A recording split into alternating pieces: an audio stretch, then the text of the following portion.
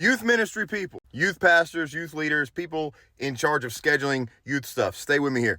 I want to help you out because if you're not planning something big for Christmas, you are missing out on a huge harvest. And I'm not just talking about a fun Christmas party for your teens that you already have coming.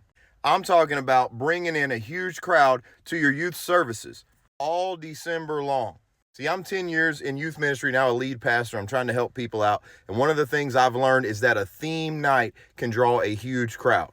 What's a theme night? That's basically where you advertise something for the theme of the night, whether it be a Christmas party, whether it be an epic rap battle, whether it be Christmas karaoke, hot cocoa, pajamas, all kinds of stuff you can do in the Christmas season. But that's not the whole night. That's just a piece of it to draw new people in and get people excited about some fun stuff happening before or after service. The main thing you're going to do is preach to them.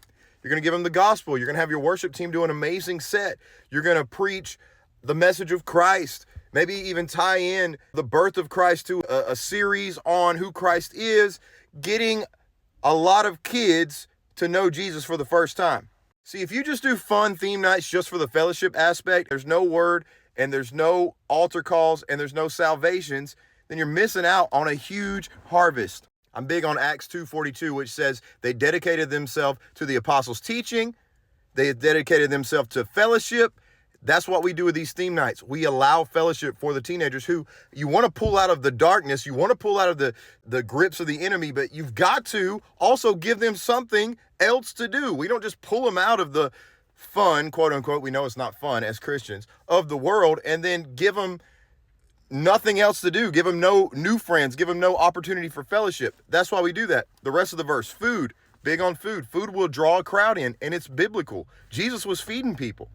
The apostles fed people, had a literal food distribution program, but eating together was a big part of the early church. And then prayer. So you've got to have these altar calls, these moments to pray, and then even obviously the private prayer time, but even I believe praying for people at your services, right? That's the kind of church I'm from. That's the kind of background I'm from. If you don't want to do that at the end, at least a salvation prayer, right? We know maybe there's some people in here that are not from like a spirit-filled or Pentecostal background. That's fine. We want people saved. So that at the very least, do that kind of prayer. That should be incorporated in your youth services. You can do that every single week. You can have all four going on every single week and not break the budget. My theme night guide for December has dropped today. You need to go get it. It is an expanded version. It's bigger than the other ones I've done for months because I'm giving you a ton of content, and it's got multiple games you can use for every single night. It's got some screen games